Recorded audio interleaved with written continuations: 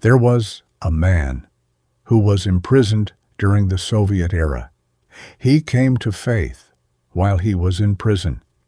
He later said that he had been a hardened repeat offender and a terrible sinner.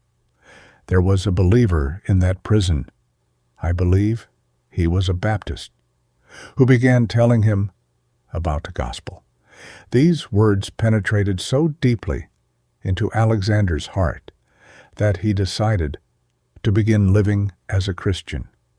Later, he said that what impressed him most was the kind of person this believer was, the one who bore witness to his faith. He had no fear. He had entrusted his life to God. And although he was living in this communist concentration camp, he was not afraid. He was free, even while living in prison in that camp. Alexander remained close to this believer. Later, after his release, Alexander converted to Orthodoxy. Then the prison warden called him in and said, "Just as it is written, they think it strange that you do not run with them in the same flood of dissipation, speaking evil of you." The prison warden called him in and said, "Sasha, who have you gotten involved with?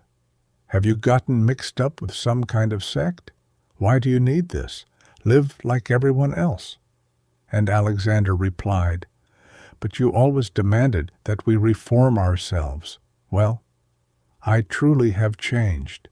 He said to that Soviet apparatchik, "I really have changed. I have stopped using foul language.